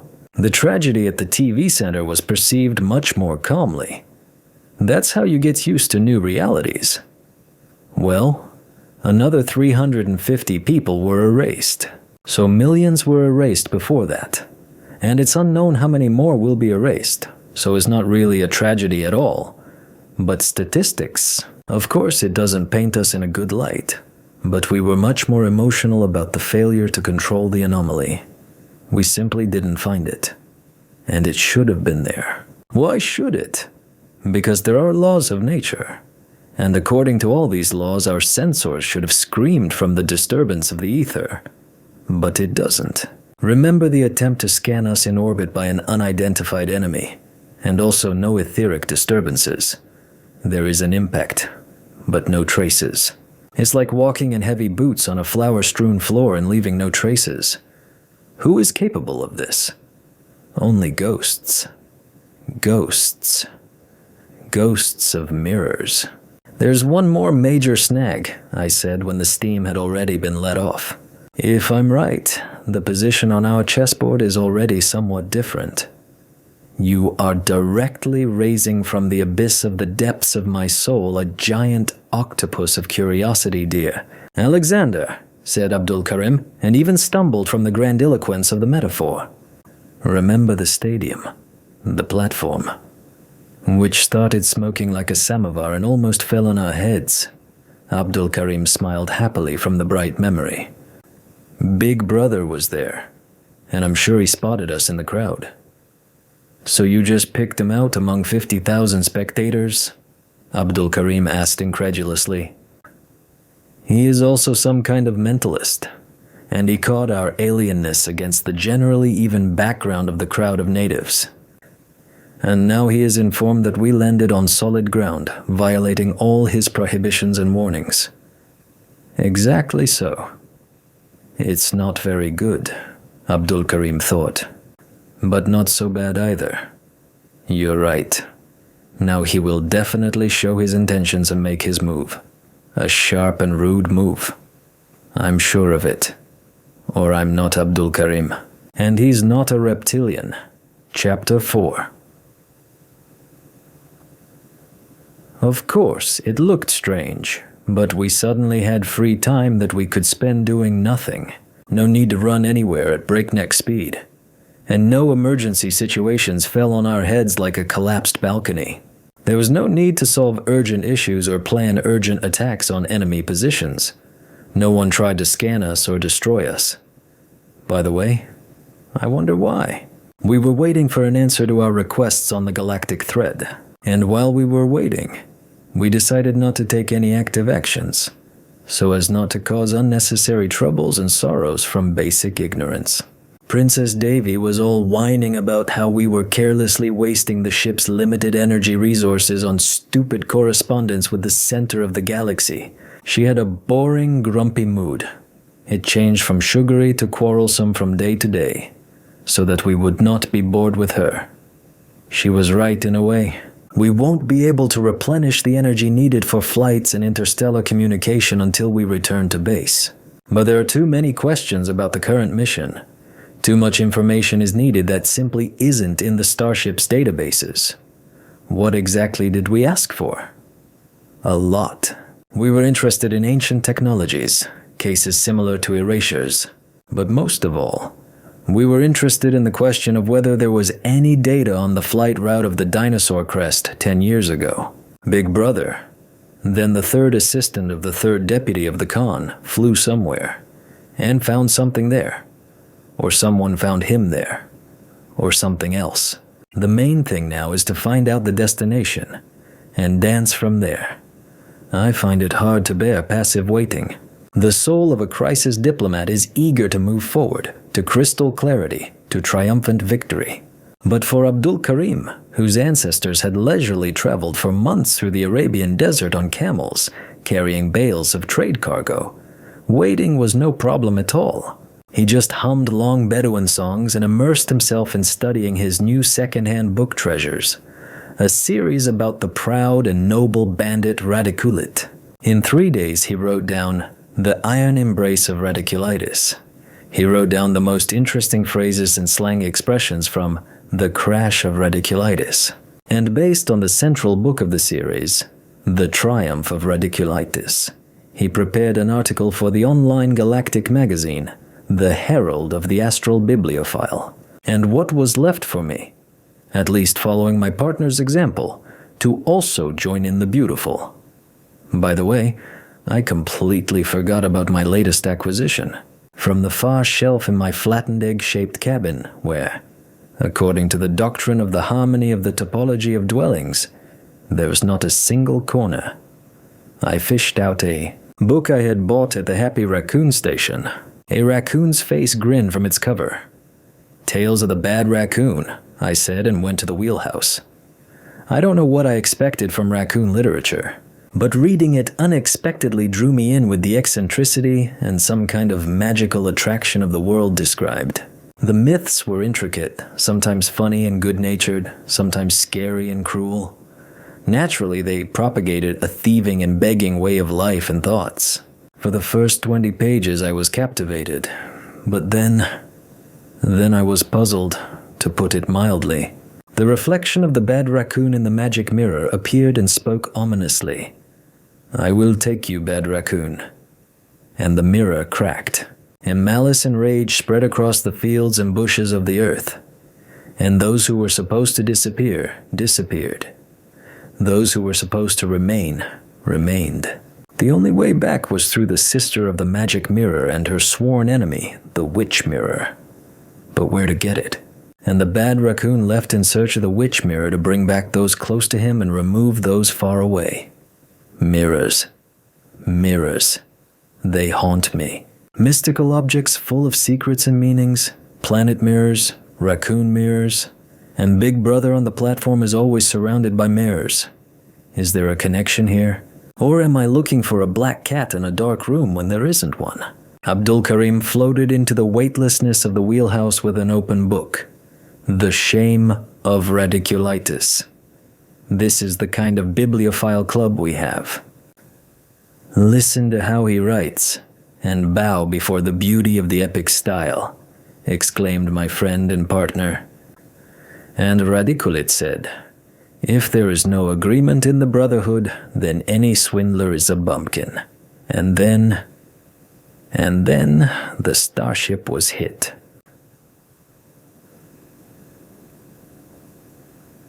It was like I'd been turned inside out and then put back. It wasn't painful. All the pain in the world just vanished into the starry expanses. It was unnatural, hopeless, and very, very scary. The universe around us filled with violet light and disappeared. And this is really bad. If the control room went out, it could mean that the starship's optical converters were out of order. Princess Davy could very well turn into a soulless, emotionless dummy. "Princess!" I shouted. No answer. I hit a ledge on the dimly glowing metal wall, and a regular touch panel popped up in front of me, and thank God it glowed very dimly and responded to my fingertips. I ran my fingers over it, trying to call up the ship's quick diagnostic programs, but to no avail. Is the ship alive? I hope so. And the hopes of the young men and ambassadors of the Great Predictor are nourished. Abdulkarim also took action and called the backup control panel. It's okay, my dear. It's okay, princess. Now we'll get you back in line, he whispered. Now we'll cure you. Life-giving energy flowed through the ship's power vessels, aortas, and capillaries. The control panel lit up brighter. And then the stars appeared around us. We were in the universe again. A part of it. An active part of it, not biological objects locked in a dying ship doomed to destruction. The attack continues, Princess Devi said in a calm voice. The space metric is changing. Counteraction? I asked. A 1/1,000,000th deviation in the frequency of the space-time manifestation of reality. A few more seconds passed, and the princess cooed. The attack has been repelled. Source of the attack? Not identified. What will happen during the next attack? A protection algorithm has been built. I hope it will work without problems and consequences. Calm down, bunnies, everything will be fine. Today the princess was in a blissful, cooing mood. And who hit us so hard? I said thoughtfully, regaining my composure and calming my frantic heartbeat. One can make dozens of reasonable assumptions. Abdulkarim began to nag. However, he was interrupted by a ringing signal like the clink of crystal glasses. Well, Big Brother asked to contact us. Accept the challenge, I ordered abruptly. Big Brother, who appeared in the doorway of the video portal, had an unusually smug crocodile grin, and it didn't disappear right away. It lasted for a couple of seconds after contact was established. And then, as it seemed to me, bitter disappointment appeared on the reptilian's face, and he groaned. Oh, messengers of the galaxy. I'm glad you're alive. Should it be different? I inquired. You recently stepped into the misery in secret. You attracted the attention of the beast. I'm trying to keep a veil of protection over you, but you are in space, and my powers are not limitless. The beast will get to you. There's no distance for him.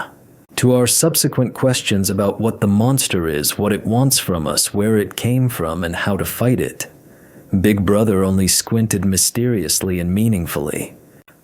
And what do you propose, respected reptilian? Abdulkarim asked, smiling as sweetly as possible.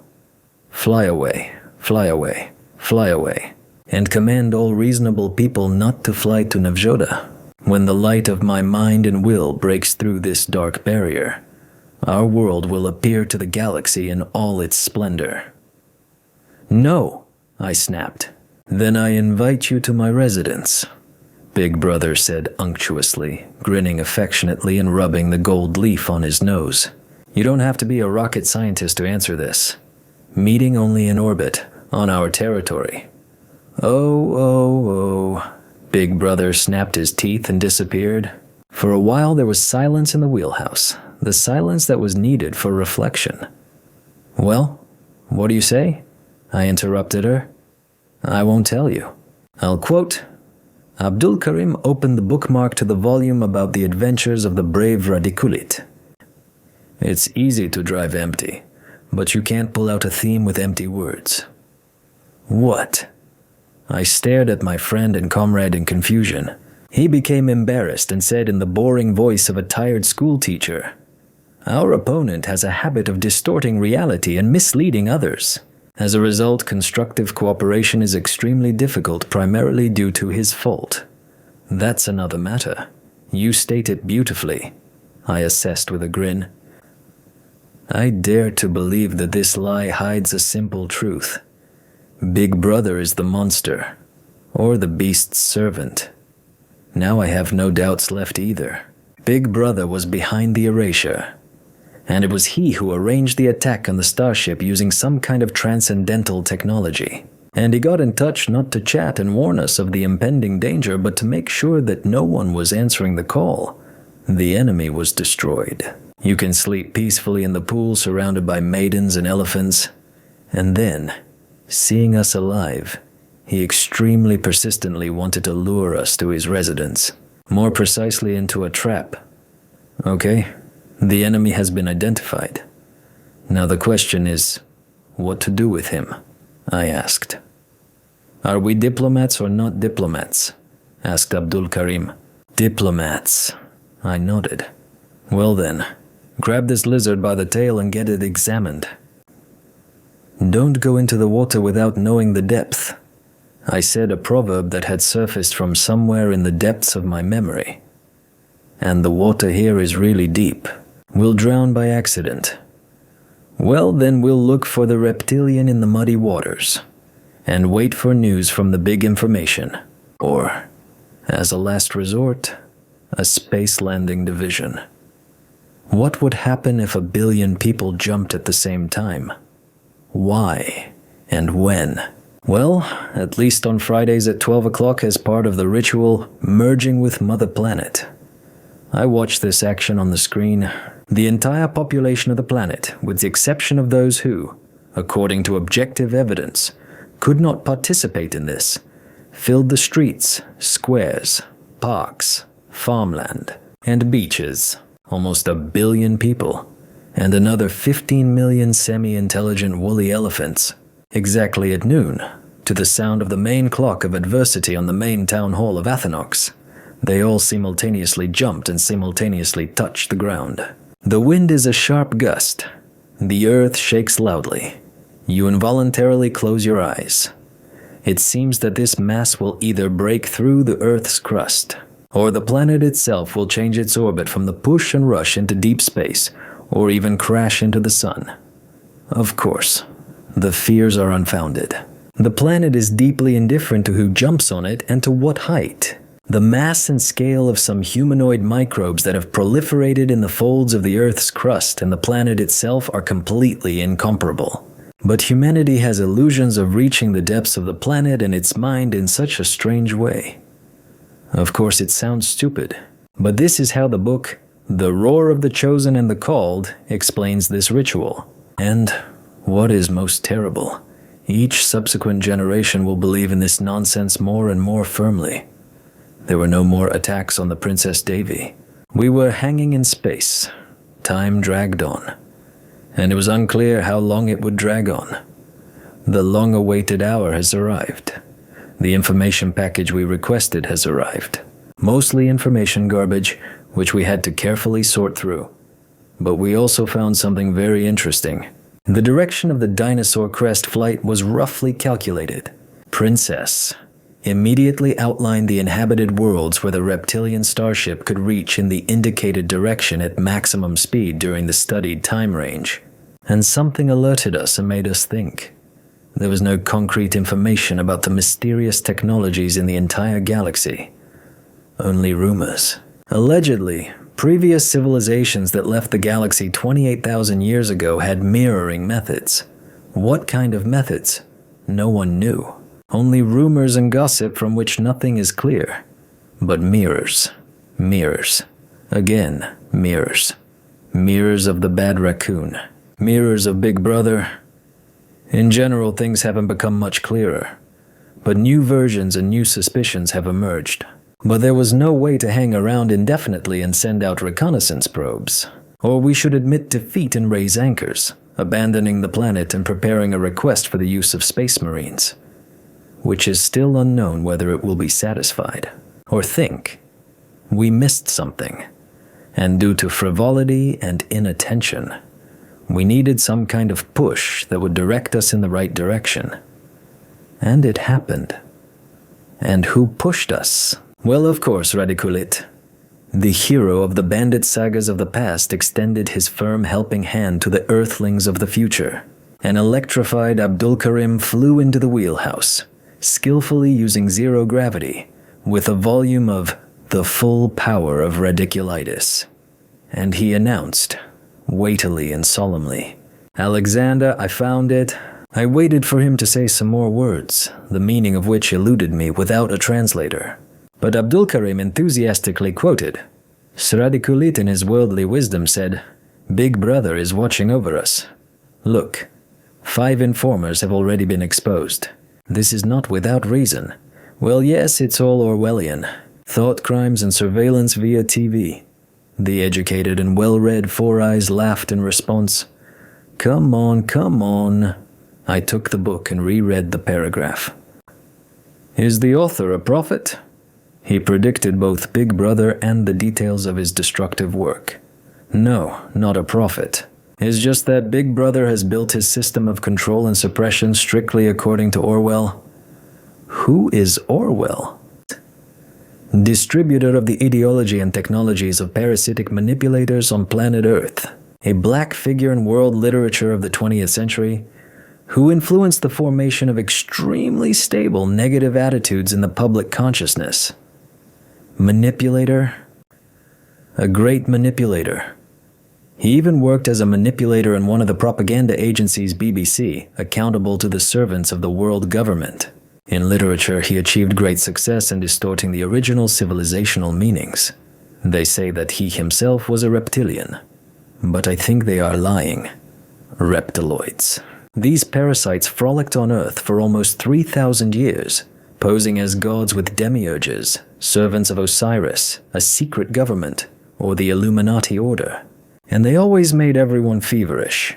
Until, with the beginning of the galactic epoch, the great predictor kicked them off the planet and froze the most dangerous and aggressive ones in a timeless container. How did Big Brother know about Orwell? I asked a reasonable question. I have thoughts. I have ideas.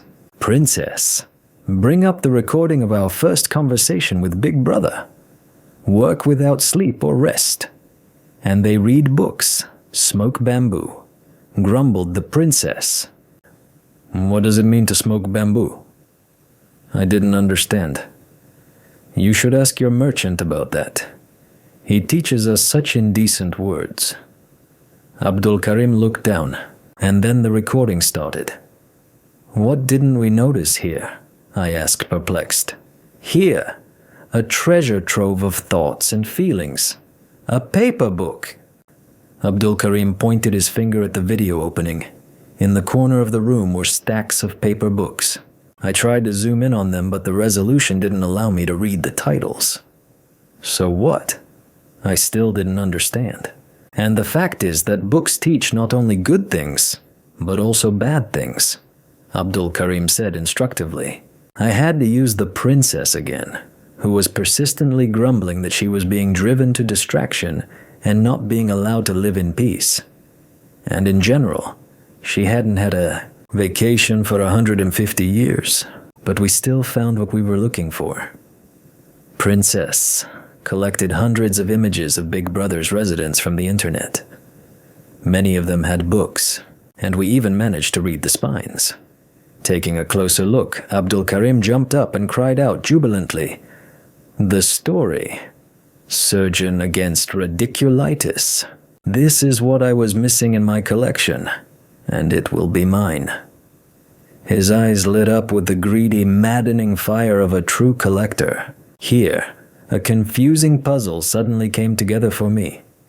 "All clear," I said.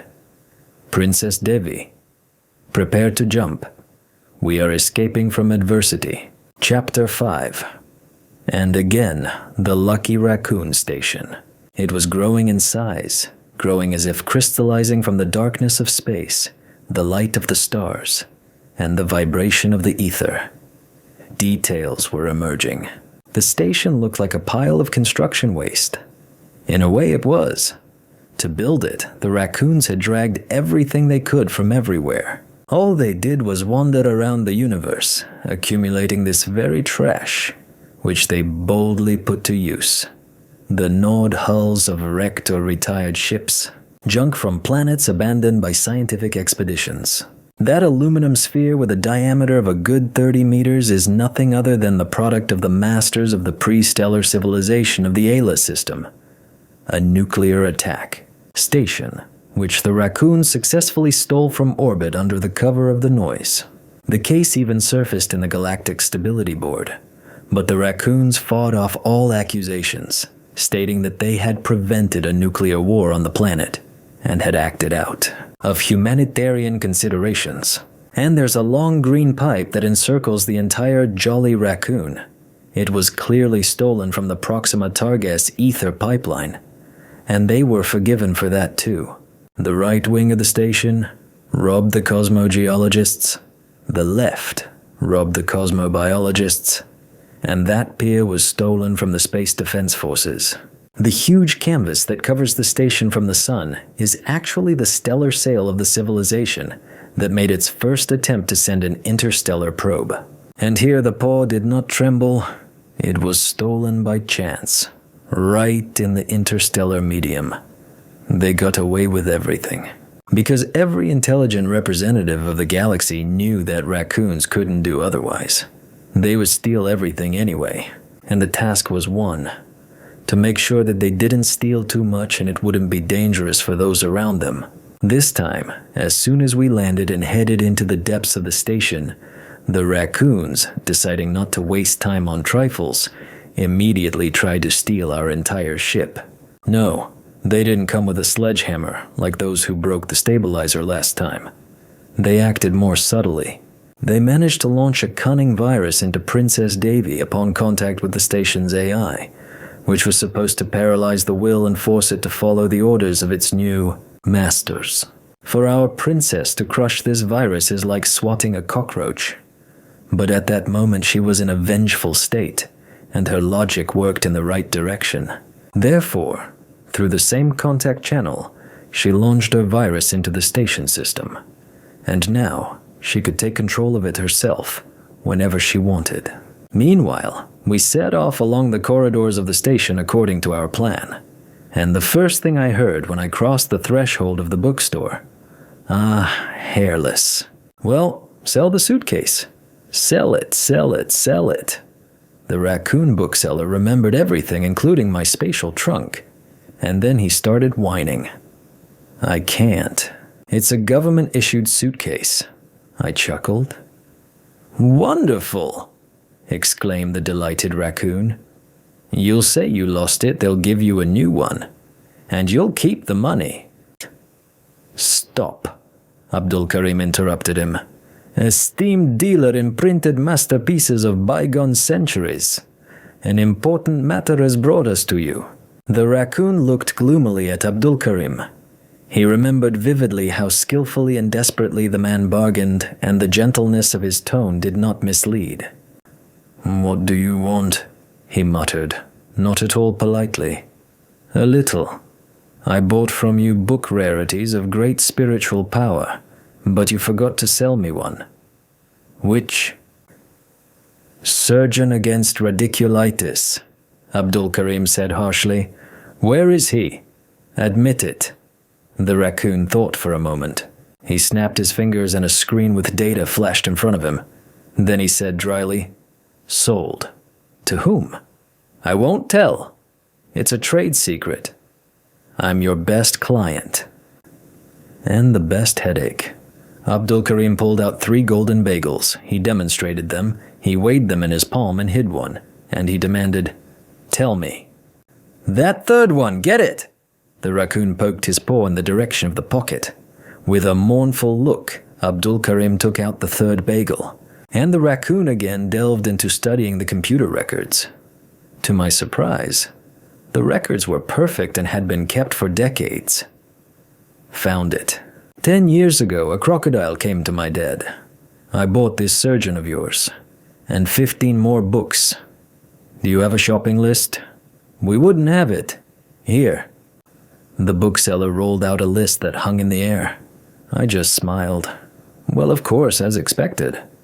Orwell, 1984. And Joanna Stone, How to Become a Princess and Seduce a Dragon. He also took a mirror, the bookseller said. What does he need it for? It's old, you can't see anything. But he paid as if it were new. There were 2 of them. They were inherited from my great-grandfather. Where's the second one? I felt a nervous breakdown inside. Did they really hit the nail on the head? Yes, a couple of years ago the museum took it. The second-hand bookseller waved his paw. You say it's junk, but this is a museum rarity, Abdulkarim reproached him. That's what the museum is. The Museum of Shabby Junk. They display all sorts of junk there so that the younger generation knows what it looks like. We need a second mirror. I nodded to Abdulkarim. Having decided not to drag it out, we immediately went to the museum. Fortunately, it was only 2 floors away. There was an inventory in the Museum of Shabby Junk.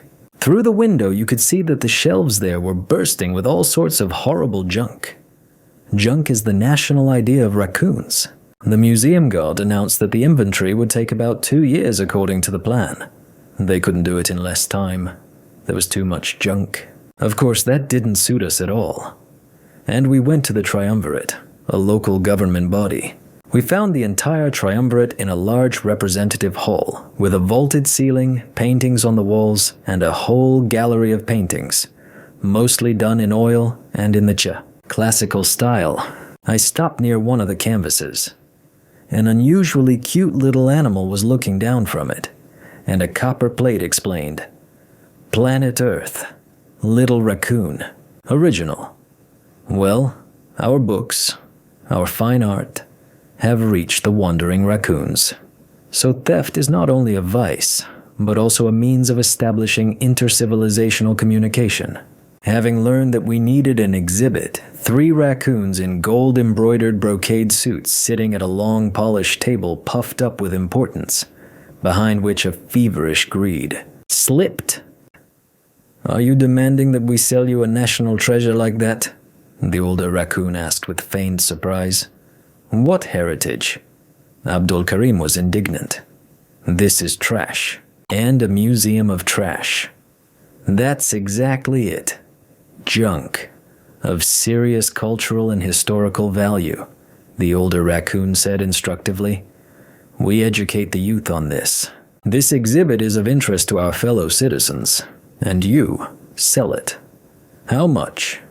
I asked, and earned a withering look from Abdulkarim. Like, what are you getting into? Have you forgotten who is the master of the trade guild here? And who has been brought up to bargain since childhood? Well, let's say, the older raccoon hesitated, rolling his eyes, 3 million bagels. And the first assistant of the senior raccoon, sitting on the right, even began to rub his paws in excited, hucksterish anticipation of profit. "I'll buy it for 20, I said condescendingly. "Millions." The second assistant of the senior raccoon rejoiced. "Krugliashe," I chuckled. "You insult us," the older raccoon said dryly. "Fine. 2 million bagels." "I have a better offer," I said with the most open and naive smile. "I offer a space station in exchange." "A station?" The first mate rolled his eyes dreamily. "What kind of station?" "Your station." Then the electricity flickered. A holographic figure of a cute raccoon appeared in the center of the room, the avatar of the station's AI, and she said in a melodic voice, "This is the station Happy Raccoon speaking. Due to the change of ownership, orders will now be carried out exclusively from the new owners, the crew of the starship Princess Davy." The second mate fainted on the spot. Now he lay with his paws raised and trembling. The first mate nearly bit off his mustache, but the main raccoon demonstrated commendable fortitude, composure, and will. "It's a worthy exchange," he squeaked. "Agreement?" I nodded. "Agreed." The older raccoon sadly agreed and suddenly whined pitifully. "Well, at least give me 10 round ones." 5, Abdulkarim snapped, and the raccoon nodded happily at such good luck. The Princess Davy was cheerfully devouring parsecs, moving back to the tribulation, and we discussed the results of our sortie. 10 years ago, Big Brother stocked up on Earth books on the raccoon. They became the basis for his state building, I summed up. "Well, Orwell is an instruction manual on how to organize an unjust society," Abdulkarim noted. "And what did he learn from this?" "What's it called? How to become a princess and seduce a dragon." "What do you mean? What is this book about? Is it about how real dragons always rake in beauties, gold, and pearls? But it's a bad crocodile who doesn't dream of becoming a dragon. Now it's clear where he gets such a craving for girls' pearls. Well, and elephants. The starship again hung in the orbit of adversity, and we immediately officially notified the residents of Big Brother about our arrival. He did not talk to us. It is not proper for such a great ruler of an entire planet to communicate with such small fry. Which, by the way, was officially announced to us by a secretary girl in a provocative tunic, revealing more than is hidden. The situation became relatively clear. The only question was how to resolve it. And there was only one answer. Wait. Wait for what? Big Brother had to make a move. His whole sweet life was poisoned by the galactic starship hanging over his scaly head like the bitterness of hemlock. And he had to decide something. One fine day, Princess Davy, in her affectionately cooing guise, announced, "Boys, we have an anomaly." It was just 3 o'clock on the planet. The planetary minute of laughter. The entire population is obliged to laugh for 10 minutes. Whether cheerfully or sadly, sincerely or hypocritically, it is not so important. What is important is that the entire planet simultaneously shakes with laughter. Big Brother, showing everyone an example, somehow mechanically laughed along with everyone on all the screens. And at that very moment, an ethereal anomaly flared up in the center of the continent. The circles from it began to diverge, and we even felt uneasy. It was something new and incomprehensible. What if the energy of the anomaly merges with the mysterious erasure technology and the entire planet falls to hell? Location characteristics, I demanded. An image of the terrain from above appeared, which expanded. Details appeared. Then a magnificent landscape arose. Slender trees, hills, sugar mountains turned blue in the distance. Nearby was a canyon with a hydroelectric power station. A village with several dozen well-kept white stone houses. Let's go to the solid ground, I decided. Both of us. Abdulkarim just nodded. Princess Davy managed to catch the synchronization circuit. The jump teleporter started working, and we found ourselves on a rocky platform. On the right hand, the water in the dam roared. On the left, a village towered, and not a soul around. Everything seemed to have died out. Even the dogs did not bark. "It's empty, and it's disturbing," said Abdulkarim, looking around tensely and expecting a trick. "Let's go look for the source of the anomaly," I suggested. To help us, there was a detector that pointed to the center of the anomaly with a glowing arrow right in the air. It wasn't far to go, no more than half a kilometer in the direction of the village, almost to its outskirts. We covered the distance quickly and cheerfully.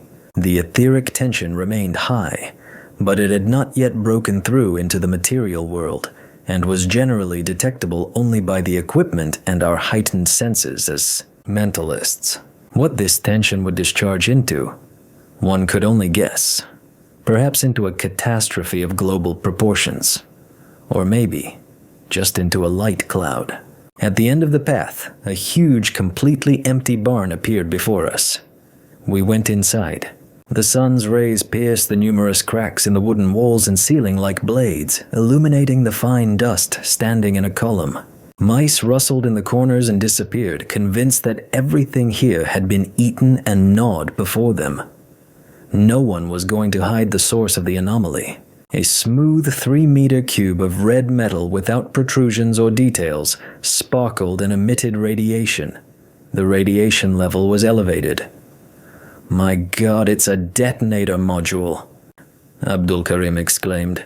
"Who thought of extracting it from the energy block of the transmutation asteroid combine?" And then everything started moving. The roar of engines was heard in the street. The earth shook. We jumped out of the barn and realized that we were surrounded. From all the village yards and nooks, breaking through fences and demolishing houses, armored vehicles, carefully camouflaged until then, poured out like a lava of steel. The muzzles of guns stared at us. Helicopters clattered, and somewhere above, an atmospheric fighter flew by. And then, that notorious gravity platform appeared. It hung above us, and I involuntarily shuddered, imagining that this junk was about to fall on us. But the platform landed softly to the side, and accompanied by the maidens, but this time without the elephant, Big Brother came down to earth. It seemed he had not expected such happiness, that 2 diplomats would fall into his trap at once. But we had exceeded all his expectations. He was pleased, and he said graciously, "Surrender, and accept my will. Fall at the feet of Big Brother. See you later." I tried to activate the jump module, but it didn't work. To the sarcastic and measured, "Ha ha ha." It's funny to him, the scaly one. How does he do it? The demons of Saturn's moons will understand. But the jump module is blocked. Fact is fact. Follow me to my magnificent palace, and behold my greatness in all its splendor. Big Brother made a gesture, inviting us to the platform. Still, I knew the reptilians inside and out. If the tigroids were in his place, they would have immediately fired at us with all their calibers. But this one will show off until the very end. Then, however, he might even devour us. So we really will have to take a walk. We settled down comfortably on soft, almost downy sofas in the main hall of the residence. Enthusiastic maidens eager to serve us were hovering around us. Woolen elephants were trumpeting joyfully. In front of us, on a table the size of a small yacht's deck, piles of gold and stones were piled high. "Do you like it?" Big Brother, sitting next to him on the throne, asked, emitting rays of vanity. "Well, for a dragon it's weak," I responded sarcastically. "But for a crocodile it's just right." "Ooh, ooh, ooh!" The owner of the residence hooted reproachfully. "And you don't know the word politeness. You enslaved the whole planet and forced it to walk on all fours," I reasonably noted. "Oh yes, I did it. Oh. The rays of vanity were already shining like a spotlight. What else could you do? Well, speak up, don't be shy, Big Brother. You intend to erase us anyway, so you can brag about your achievements. And we, if you surprise us, will admire you." "What if I surprise you? My whole life has been amazing. I was a pathetic third assistant to the third deputy of the secret world ruler. We were in the shadows, hiding like bugs in the folds of the sofa. No one saw or knew that we were in charge of everything on this planet. What is the point of power that you can't enjoy?" "Well, that's what chaos demands," I said with a jab. "Fairy tales for fanatics. Power must be magnificent, public, sweet. And how did you, Big Brother, find the mirror?" "Oh, the third assistant has many opportunities, including digging into ancient scrolls that everyone has long forgotten. But how do you know about the mirror?" "Logic," I responded. "Just iron human logic." "Ha, ha, ha. Your logic didn't help you against me." "It didn't help," I sighed sadly. In general, our assumptions turned out to be correct. Reptilians rarely believe in fairy tales, but our vis-a-vis was a romantic person since childhood, and he treated the scroll about the magic mirror with all seriousness, especially when traces of the artifact were found on the lucky raccoon. Here he came up with a cunning plan. He stole a ship, he bought a mirror from the raccoons, and at the same time, a bunch of Earth literature. Why Earth? There were legends in the galaxy about how cunning and sophisticated Earthlings were in oppressing their own kind. So Orwell's book and a women's novel about dragons and gold became his textbooks. At the same time, he followed the instructions with reptilian persistence, clearly, literally, and inexorably. But how did you decide to destroy millions of intelligent beings? I asked the question that was tormenting me. This is too much even for a reptilian. No one destroyed anyone. Big Brother waved his gilded nose. The magic mirror creates a spatial pocket of reflection, a copy of the planet, and pieces of the original solid can be transferred there. So these intelligent beings are erased from our world and thrown into a copy of adversity. Now that was news, and I immediately felt a little better. Firstly, many people are alive and well, settled somewhere in other spaces. Secondly, if things go really badly, we too will end up in another space and not be destroyed. "And your absurd, shocking rituals, dear big brother?" asked Abdulkarim. "Are they for activating the energy of the mirror?" "Oh, ritual is a multifaceted tool, a powerful tool. Ritual disciplines. Ritual unites.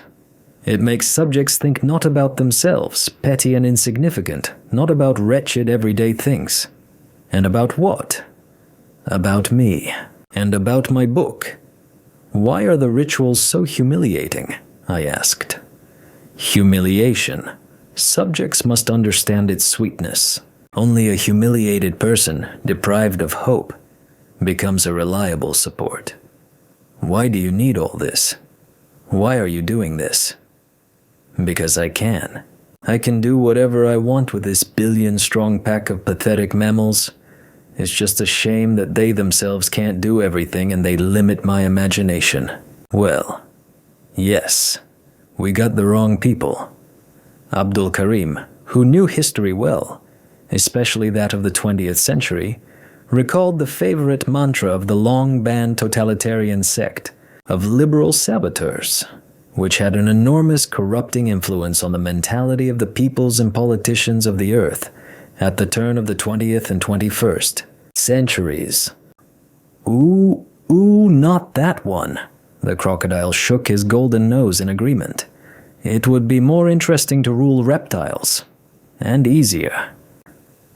"But you can't break or bend people completely," my partner exclaimed heatedly. "Oh, come on. They'll get used to it.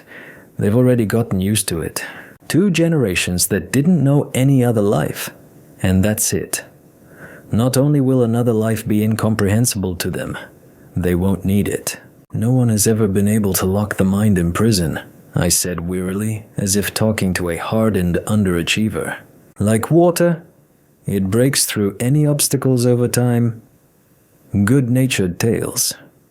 We'll talk about this in 100 years. Lizards live a long time, long enough to see the fruits of their labors." The maiden brought Big Brother a huge cup of some bubbling drink. The crocodile stuck his nose in. He snorted happily. He leaned back on the throne, blissfully rolling his eyes, because he seemed to wake up and looked at us in a businesslike manner. "Well, that's it. You've bored me. It's time to get ready for erasure." He pulled a mirror out from under the throne, about 30 centimeters round, a copy of the one we found in the museum, and he began to whisper something quietly, peering into the depths of the reflections. The surface of the mirror began to fog up, and Big Brother growled contentedly, and then he shuddered with sudden alarm. He straightened up. He looked at us questioningly, and he cried out in amazement. Yes, he had the magic mirror in his hands. But in my hand is the magic mirror which I took out of the vault, the most powerful and fair, which beats the power of its analog and twists the etheric vortex in the opposite direction. The reptilian froze. Then he growled menacingly, preparing to rush at us. However, bound by unknown and invisible shackles, unable to move from the spot, he began to purr pitifully and disappeared. Chapter 6. For a moment I even felt sorry for Big Brother. After all, his path lay through the looking glass into the pocket, into the open arms of those he personally sent there, and he left in his original form, scales, tail, and fangs, and a battered ego, torn self-esteem, the bitterness of humiliation. Haven't we treated him cruelly? After all, the reptilians were created like this by the universe itself. Nothing can fix them. And humanism, it seems to be obligatory for us. Or not always. Oh, these moral formulas. It is harder to solve them than the mathematical volume problems of the 5th category. Well, we can be proud of ourselves. All our calculations were justified. All the forecasts came true. I wasn't entirely sure that the mirror trick would work. After all, what did we have in our hands? A collection of myths of a civilization that had miraculously survived to this day, and it had a pretentious name. God is a reflection, and reflections are the hypostasis of God. Or a treatise on two mirrors. It was pulled out of the dustiest corners of a large information center, and had long ceased to be of interest even to historians.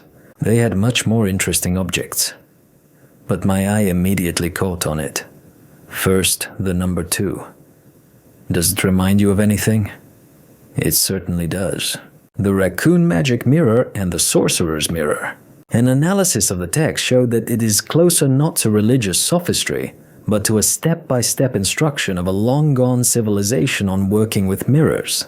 I, using the treatise, tried to turn on the witch mirror to reach its intellectual core, and I succeeded. And there appeared not even a firm confidence but a hope that when the two mirrors met, we would emerge victorious. There was only one thing left to do: arrange this meeting. The plan was that Big Brother had not abandoned hope of luring us and capturing or erasing us. He knew that we were persistently searching for the anomaly, and he fished out an etheric detonator which created an etheric wave. It was supposed to interest us. As we expected, he didn't erase us right away. He decided to show off. That's how the Battle of Mirrors began. That's how we lost the Battle of Mirrors. We hung over the adversity for a couple of months. It was the most critical period, when either everything explodes after the change of global destructive management, or life gets back on track. It is interesting that the majority of residents continued to walk on all fours, jump and laugh at the appointed hour assiduously and strictly according to the schedule as before. The first to realize that the order had changed forever, and that there was no longer any need to waste time on foolishness, were politicians and traders. What 30% duty? The Mauritian trade representative who had lost the gladiatorial fight was shouting, "What arena? No more of that. Let that damned Aquitaine get a 50% counter duty, or else they'll crawl to negotiate." And then one day, a galactic starship that entered the system established contact with us. Princess Davy. The starship's soft sledgehammer, with the rehabilitation team of the Association for the Protection of Mental Health of Young Civilizations, is calling you. We are taking up our post. Excellent, I smiled, looking at the green-friendly faces of the rescuers who had arrived. The necessary information has been sent to you. We are leaving. Have a nice trip. May the Milky Way be soft under your feet, and may the Earth greet you joyfully. But I had doubts about the happy journey to Earth. There was a feeling of some unfinished mission. Some questions were still unresolved, and the fears that had been hidden for a while lay like a cold paw on my soul. In the world of mirrors, accidents are not accidental. How did an ordinary reptilian manage to pull off such a feat of capturing a planet? How did he manage to master a mirror and use it so masterfully? Was it really just a whim of chance? And me? It was as if someone was leading me to the result throughout the entire mission.